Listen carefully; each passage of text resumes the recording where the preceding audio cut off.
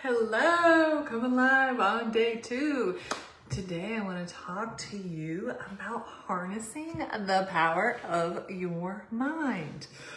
This mind of ours can take us on all kinds of adventures into some pretty dark, depressing, anxious, bored places, but it can also create so many beautiful things.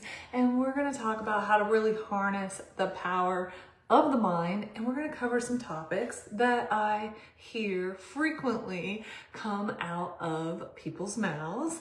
And when my clients start to make these shifts, it's really magical to see what is created. And these are things that I deal with too. So we're all in the same boat here. I want to just lay the foundation that we are wired for survival. So our brain is going to often want to shortcut anything that causes discomfort, anything that causes too much effort, that takes too much effort, and not because we're lazy, not because we're just procrastinators, or because we suck, or because we're dumb, or don't know how, or whatever those reasons that we might think for ourselves, or we don't have the money, or we don't have the ability. It's because we're wired for survival. But there's a secret. We can harness the power of our mind. So I want to take the statement of I'm lazy. I hear that a lot from people, and they're not really lazy. We are all typically self-preserving, and some of us have learned to move past that discomfort that comes with creating what it is that we really desire, whether that's our career, whether that's our relationship, whether that's our body, but lazy. So how do we work with that thought? I'm lazy.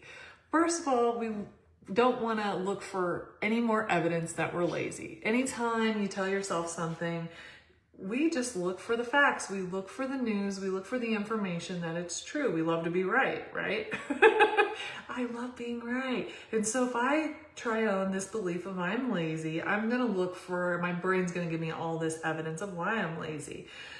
Now, on the contrary, what we want to do is we want to create the belief of whatever the opposite is for you of lazy. So it might be I'm productive, I do what I say I'm going to do, I work efficiently, I enjoy what I do, I love taking action, but you feel me here. We want to look at what's the belief, what's the thought that is going to support us in what it is that we truly want for our life. And if we're looking at our day and there's a list of to-do things and we're constantly putting it off, we're procrastinating, and we're reinforcing this belief of I'm lazy. So a lazy person is not going to do the things. A lazy person is not going to want to mark things off the to-do list. The lazy person is going to have all kinds of excuses of why they can't get things done, right? Or they don't have the energy, or what have you. On the contrary, if you are working on harnessing the power of your mind and saying, you know what, I love taking action towards my goals, or I love taking action towards the things that are most important to me, then we start to look for evidence of that. So I'm going to give you a prime example here with this one, and then we're going to jump into some other ones. Prime example. If I am telling myself, I love taking action on that which is most important to me, then I can ask myself, well, what is most important to me? Okay, my health, my family, taking care of my clients, my business, contributing, giving back, enjoying my life, feeling good. Okay, how could I create more of that today? All right, what do I need to think to get myself to do these things? What's the value of doing these things on my list today? What is the value of me showing up even though I don't feel like it right now? Let's move on to procrastination. This is going to be a really surface level here. I dive much deeper when we work one-to-one together or when I'm doing a workshop. But let's look at procrastination. Some people say I have analysis paralysis. I procrastinate on things. There's a whole psychology behind that. A lot of times we're just preserving our energy, right? There might be an underlying belief that I don't have enough time. It's not that important. Why bother anyway? I don't have the energy. I am already overwhelmed, so I'm gonna procrastinate and put this off. That just seems like one more thing to do. So first we wanna kind of get to know ourselves. What is causing the procrastination, right? Bringing that loving curiosity is where mindfulness comes in, bringing in non-judgment and getting curious, what is the procrastination about? Maybe you are somebody who just loves to wait last minute and you freaking knock it out of the ballpark. But a lot of people that I talk to, the procrastination causes a lot of anxiety. So rather than living in that identity of I have analysis paralysis, or I wait to the last minute to get things done, or what have you, we want to start to look at, okay, what's the opposite, or what do you want instead of procrastination? And I feel like laziness and procrastination, they can kind of go hand in hand in some ways, have a similar identity profile, so to speak. So procrastination, instead of procrastinating, again, maybe it's I take one step today to move towards this project, to work on this project. Or with procrastination, it feels better to move towards this than try to avoid it. And then we want to start to see, how is that true already? Well, I know that when I'm procrastinating, I'm thinking about it all the time. And rather than taking action on it, I'm suffering thinking about how I should be taking action on it. Indeed, it would be a lot easier just to do one thing today. How would the version of me that no longer procrastinates think about this situation? Okay, they'd lay it all out on a piece of paper, if you're old school, or they'd write it in their notes. Okay, this is what needs to be done by when, this is how I'm gonna do it, this is how I'm gonna support myself, this is the resources I need. So we start to ask ourselves empowering questions. We start to focus our energy, harness the power of our mind on what it is that we actually want to create. Because what so often happens is we have all the attention to what's not working, what we don't want, and then from that space, I think it's Einstein, correct me if I'm wrong, y'all, that says you can't solve a problem with the mind that created it, and that's so true. So exercise compliance. I love my exercise. I used to not be consistent at all with exercising. I'd go weeks, maybe even months without really doing any exercise. Then I'd go back to it and I'd try to go in extremes.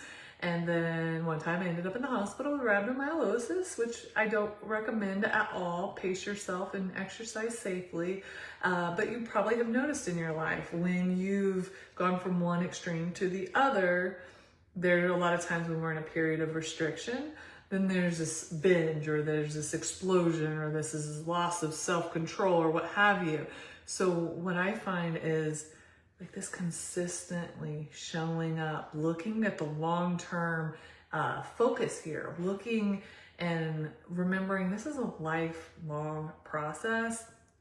Do I really need to be this extreme? And if I feel this strong sense of urgency, or this strong sense of restriction, or this strong sense of binging, a lot of times that's going to be a red flag to say there's a need here. There's an opportunity here. Fear's showing up, some survival mode showing up. Where's the middle ground? So exercise compliance. I hear people say, again, I'm lazy, or I don't have time, or I don't have energy, or I don't like exercising. So finding that version for you that's going to help you show up and move your body regularly. And this is a process. It's not a one-time thought work. It's not a one-time I show up to a workout, now it's a habit. And y'all know this, right? It takes consistency. But the beautiful thing is when you show up enough, like now for me, it's just second nature to move. I don't want to not exercise. I want to move my body. I love it. But that wasn't always the case. So there's a period of time where it's going to be challenging. And I think it's so important that we keep that in mind and we keep our eye on the prize and we keep reinforcing what it is that we really, really want. So with exercise compliance, what's the belief there? If the belief is I'm lazy, if the belief is I hate exercise, it's hard, I don't know what to do, I don't like it, I don't need to do it, it's no wonder we're not going to stick with it. Come on, why would we, right? If there's no actual value. So part of the thing is using our mind to really connect to the value of it. Using our mind to set our schedule up, set our life up for success. Using the power of our mind to be onto ourselves when we're all or nothing thinking. When it's like, oh, well, I couldn't get to the gym today, why even bother? Well, you know what? I had 10 minutes, so what did I do? I did my planks, I did my bridges, I did my squats, I did my wall push-ups, whatever it is, right? When we start to wear and be that identity of the person that exercises, it doesn't matter. We make it happen. And we also prioritize it first thing in the day if that's what works for you. Or we block out the schedule. We keep that date because we're harnessing the power of our mind.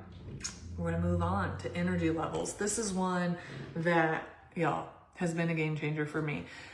I got so burned out during the pandemic, and I had this almost like narrative going on of like, I have to be really careful of my energy. I have to be so careful I don't get burned out again. And while I appreciate that voice, and that voice helped me for sure, I now know that that is a voice of fear and it's not a rational voice. I cannot unlearn all the lessons that came from being burned out. So much healing work has happened as a result of being in burnout. I could go on and on and on about that. I won't right now, but I'm not going to go back to that level of burnout. I gained lifelong wisdom from being burned out, and I'm not a fragile flower that's going to just like crumble in the wind. And not that flowers are fragile, but like, you get what I'm saying? Like a piece of tissue paper that when it rains and the wind blows, like it's going to get wet. It's going to get, all like, it's not going to be the same tissue paper anymore. I'm not that, right? And so with our energy levels, especially if you experience burnout, it's normal that we want to preserve our energy, or that we want to, just be really careful, but sometimes we can take it to the extreme.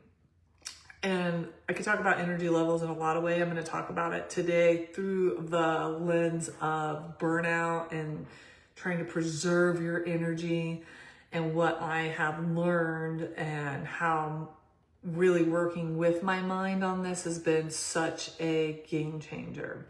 And so I keep looking down at my sheet because I wrote on here energy levels, and I wrote like the things that I put in my initial chat. But as far as energy goes, I was more tired. I was less motivated. I felt more restricted, more in limitation, more in fear, when I was in the mindset of I have to be really careful with my energy so I don't get burned out again. I have to be really so mindful of how I spend my energy so that I don't end up exhausted, or it doesn't affect my health, or I don't end up dysregulated. And so what shifted for me was to truly remember who I am at a core level. So this isn't something that you can just think happy. None of this is just something you could think happy thoughts and think positive, and like all of this is just going to be like your new identity and how you operate and your mindset. Like, it does require doing the work, right? It's thought work for a reason. But now the way I look at it is, the more I show up in alignment, the more I show up for what matters most to me, the more energy I create, the more energy I receive. I have the capability, I have the energy, I have the capacity for that which is most important to me. How do I generate that? How do I create that? How do I have practices, boundaries, a lifestyle, friendships, relationships that really pour into my energy and help me be able to do all the things that I want to do, instead of like, ooh, I have to guard this, I have to be careful, I have to be safe, like I can't do that, it'll suck my energy. Like, I found that that was actually way more draining and really held my life in much more small boundaries as a way I thought, I was trying to self-procrastinate, not self-procrastinate, self-protect. And it's really important to be in curiosity about our minds, right? About what is that voice's motivation, or what is that voice that's saying, be careful you don't get burned out again. Then having the wisdom, the real lived experience to say, am I really going to be burned out if I do this workout today? Am I really going to be burned out if I go to lunch and work a little later tonight, go to lunch with a friend and work 2 hours later tonight? Really what causes burnout is like pushing past that, pushing past our limits, overriding our limits over and over and over again, feeling like we can't handle it and not fully recuperating ourselves and replenishing ourselves, and also being out of alignment chronically. Those things really lead to burnout. So I hope that that's been helpful for you, and seeing like what a big factor our mental thought work is in how we use our energy. And that's not to say that there are not physical things. Y'all know how I work with myself, how I work with my clients is through that holistic model. So it's not to say that there are not physical things, there are not spiritual things, there are not work-related things, environmental things that are affecting your energy level. And I think when we outsource it to all of these things out here have all the control over my energy, and like this burnout is just gonna happen to me. It's just like, I'm getting hit with burnout left and right. That we forget who we are. We forget that we do have a say-so, we do have authority, how we show up, the actions we take, the boundaries we set, and that is how we live a full life. I'm gonna go move on now to, I love how these transitions are just so abrupt here. This is me showing up every day on social media. I'm taking the weekends off though. Eating habits. This has been huge. This has been huge for me. This has been huge for the clients I work with who shift this.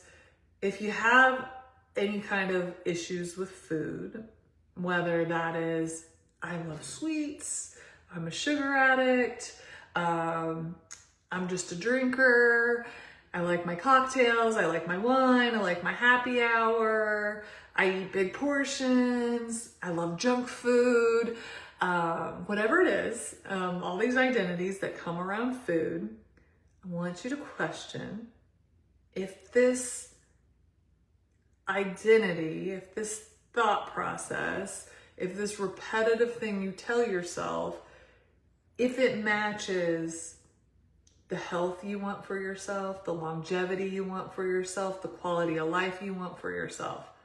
And if it doesn't, then here's a powerful opportunity to start building those beliefs that do.